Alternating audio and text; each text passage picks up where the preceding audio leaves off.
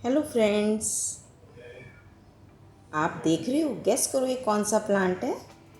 हाँ जी, ये है हमारा बोगनविलिया का प्लांट। ये इतना सुंदर प्लांट है। जब आप इसको देखते हो, आप देखते हो ना, रोड साइड पे कई जगह बुशेस से लगी हुई होती हैं जहाँ पर लीव्स दिखते ही नहीं, सिर्फ फ्लावर्स ही फ्लावर्स।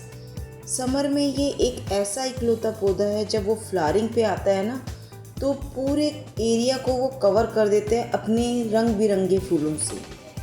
ये पौधा अगर आप देखोगे, ये वाला प्लांट बहुत डिफरेंट डिफरेंट कलर में और बड़ी वाइब्रेंट से कलर है, इतने ब्राइट शाइन वाले colour, magenta colour, orange, yellow, white और कई तो वेरीगेटेड होते हैं। एक ही प्लांट के अंदर आपको जो है दो दो कलर्स भी मिलते हैं। ये मैंने लास्ट 2 मंथ्स बैक परचेज़ किया था और उस टाइम इसमें एक ही स्टेम थी और अब इसमें मल्टीपल ब्रांचेस आ गई हैं, क्योंकि समर इसका जो है ग्रोइंग सीज़न है। तो जब भी आपको बोगनविलिया का प्लांट लगाना हो तो आप मार्च में लगा लीजिए, ताकि जैसे ही समर आए इसको हॉट वेदर मिले और ये अपनी ब्लूमिंग पर आ जाए।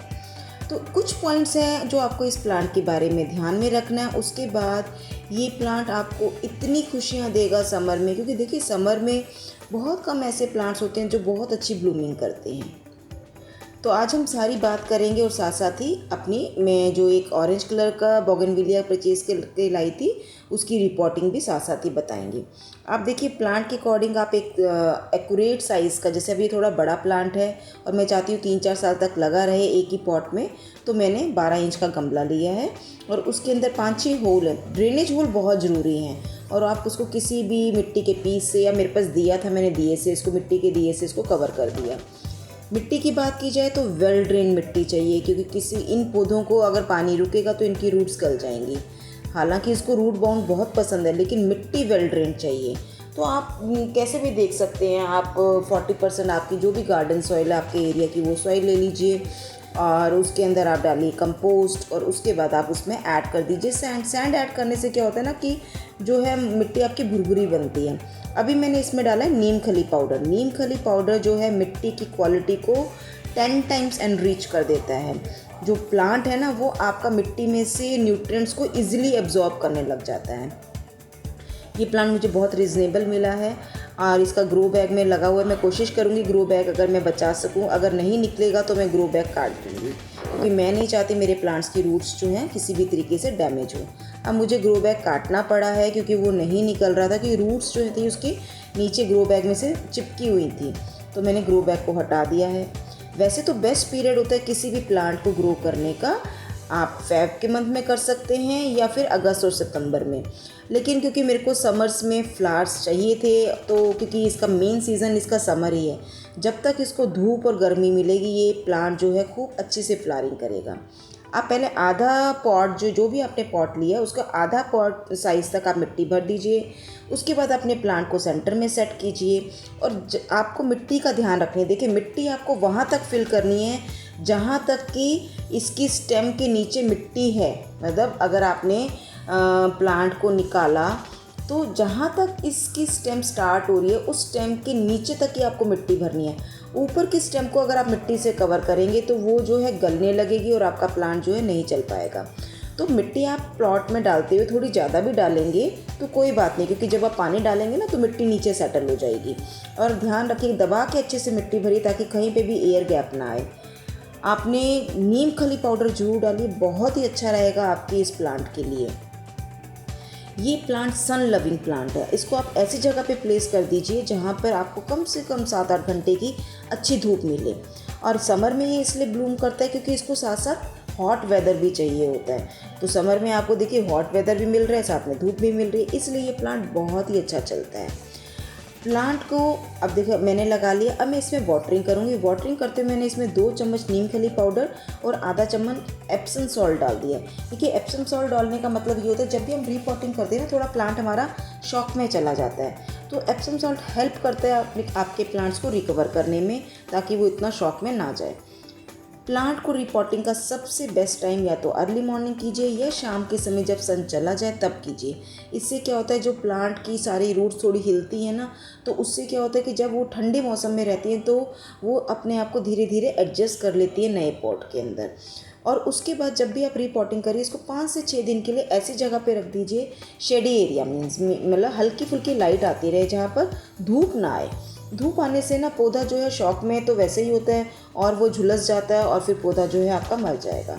तो कोशिश कीजिए शेडी एरिया में रख दीजिए। अगर बहुत ज़्यादा गर्मी है तो आप इसको अपने घर के अंदर रूम में भी रख दीजिए जहाँ पे इसको जो है टेम्परेचर कंफर्टेबल टेम्परेचर। देखिए हम कहते हैं ना रेनी सीज़न या फरवरी का मंथ, क्योंकि उस टाइम टेम्परेचर क्या होता है आपका 25 से 30 डिग्री के टेम्परेचर होता है और आपके वेदर में थोड़ा सा मॉइस्ट होता है। तो अगर हम इसको रूम में ले आएंगे तो रूम का टेम्परेचर हमारा इतना ही होता है 25 से 30 डिग्री के बीच में। अगर हमने पंखा चलाया है, कूलर चलाया है तो, और साथ ही साथ जो है अगर आपने कूलर चलाया है तो आपको थोड़ा सा जो है नमी भी बनी रहेगी आपके एटमॉस्फेयर में, तो जो आपके प्लांट के लिए बड़ा अच्छा रहेगा। अब मैंने पानी डाला, थोड़ा सा मुझे लगा मिट्टी कम है तो मैंने मिट्टी डाल के इसको अच्छे से दबा दिया ताकि मेरे जो प्लांट जो है एक जगह अच्छे से सेट हो जाए। मैंने इसकी मिट्टी आपको बता दी है, ये सन लविंग प्लांट है ये बता दिया, रिपोर्टिंग का समय आपको मैंने बता दिया। अब इसके मैं फर्टिलाइज़र की बात बताती हूँ। फर्टिलाइज़र क्योंकि ब्लूमिंग करता है तो फर्टिलाइज़र तो इसको चाहिएगा। तो इसको पोटेशियम रिच फर्टिलाइज़र बहुत पसंद है, क्योंकि देखिए वैसे भी जितने भी फ्लावरिंग प्लांट होते हैं उसको पोटेशियम रिच फर्टिलाइज़र दीजिए। तो फर्टिलाइज़र आपने जो अभी देखो मैंने अभी लगाया तो अभी इसकी कंपोस्ट वगैरह दे दी है, मैंने मिट्टी में डाल दिया। अभी मैं फर्टिलाइज़र नहीं दूंगी, अगर देना भी होगा तो मैं 15-20 दिन में इसको कोई भी लिक्विड फर्टिलाइज़र दूंगी। लेकिन अच्छा इसके लिए ना जो आप बनाएंगे ना मस्टर्ड केट फर्टिलाइज़र वो बहुत अच्छा होता है। लेकिन अब क्योंकि ये विंटर का प्लांट तो है नहीं, अब विंटर में देने का फ़ायदा नहीं क्योंकि वो उसका डोरमेंसी का पीरियड है। तो आप इसको समर में देंगे ना तो आप उसको बहुत डाइल्यूट कर दीजिए। जैसे सपोज़ करो आपने 5 ग्राम या 10 ग्राम जो है नीम के कैरियो में उसको मस्टर्ड केक फर्टिलाइज़र का जो केक है वो आपने पानी में डाला 1 लीटर पानी में, और उसको 5 से 7 दिन के लिए छोड़ दीजिए, बीच बीच में हिलाते रहिए। जब वो बहुत अच्छे से सेट हो जाए तो उसके बाद उसमें 20 टाइम्स पानी ऐड करके अपने सारे प्लांट्स को दे सकते हैं, और वो भी इवनिंग टाइम में। फर्टिलाइज़र आप हमेशा इवनिंग टाइम में दीजिए, इससे क्या है ना आपका प्लांट इजीली उसको एब्जॉर्ब कर लेगा। धूप में अपने प्लांट्स को कभी भी फर्टिलाइज़र मत दीजिए, उससे क्या उसकी रूट्स का जो है बर्न होने के चांसेस होते हैं। देखिए ये मेरा प्लांट है जो मैंने सबसे पहले खरीदा था, और अब देखिए विद इन ना जो 2 मंथ्स में इसने मल्टीपल ब्रांचेस निकाल दिए हैं और कई बार ये ब्लूम कर चुका है। और जहाँ से ब्लूम करता है आप वहाँ से उसकी ब्रांच, अभी इसके फूल सूखने लगे तो थोड़ी सी कटिंग कर दीजिए, वहाँ से नई ब्रांचेस निकलेंगी और वो और नए गुच्छों में फूल देगा। सिर्फ आपको ये ध्यान रखना है फूल निकलने के बाद उस ब्रांच को थोड़ा सा ट्रिम कर दीजिए। और अगर आपको लगे आपका प्लांट फूल नहीं दे रहा है तो आप 5 से 6 दिन के लिए इसको पानी मत दीजिए। जैसे कभी कभी हम अपने बच्चों को जब वो लाइन पे नहीं होते डांटते हैं ना, इसी तरह से हमें भी इनके साथ स्टिकनेस करनी पड़ती है। पानी नहीं देंगे तो क्या है प्लांट जो है धीरे धीरे उसको जो है ऐसा लगेगा मैं मर रहा हूँ। लेकिन जैसे ही हम पानी देंगे तो वो पूरी अपनी मेहनत लगा देता है अपने आप को रिवाइव करने के लिए, और उसके लिए वो नए नए फूल निकालता है। फूल इसलिए निकालता है ताकि बीज मिले, बीज मिलेंगे तो उसका जो वंश चलता रहेगा। देखिए नेचर का सिस्टम सेम है हर जगह। अगर कोई चीज़ ठीक से ना चल रही हो तो हमें उसके साथ कभी कभी स्टिकनेस भी करनी पड़ती है। प्रूनिंग देखिए क्या होता है, हम इसकी पिंचिंग क्यों, हम टिप क्यों काटते हैं। जब आपके बच्चे भी कभी नहीं ग्रो कर रहे होते, वो एक ही ट्रैक पे चल रहे हैं, तो हमें कभी कभी उनको डांटना पड़ता है ताकि जो है वो अपने वापस ट्रैक पे आ जाए। इसी तरह से हम अपने प्लांट्स को भी अपने बच्चों की तरह ट्रीट करते हैं। जब एक बारी फ्लावरिंग हो गई है तो उसका जो वो स्टेम है वो जो है अब बिल्कुल डल पड़ जाएगी, आप वहाँ से ऊपर की टिप थोड़ी सी काट दीजिए। काटने से क्या होगा, वहाँ से नई नई ब्रांचेस निकलेंगी। देखिए आप अपने प्लांट्स को ना फील कीजिए वो उसकी रिक्वायरमेंट क्या है। अब देखिए मैंने इसकी मिट्टी वेल ड्रेन बताई थी, पानी डाला सूख गया। जब आपका प्लांट फ्लावरिंग कर रहा हो तो इसकी मिट्टी को हल्का सा ड्राई साइड पे मॉइस्ट रखिए, तो ये फ्लावरिंग बहुत अच्छी करेगा। अगर बहुत ड्राई मिट्टी रख देंगे तो क्या होगा, फ्लावर जल्दी सूख के गिर जाएंगे।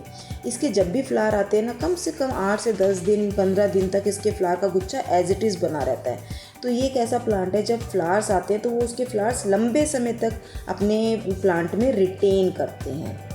तो ये बहुत छोटी छोटी सी बातें हैं जिसको हम ध्यान रख के अपने प्लांट्स को बहुत अच्छा सा चला सकते हैं।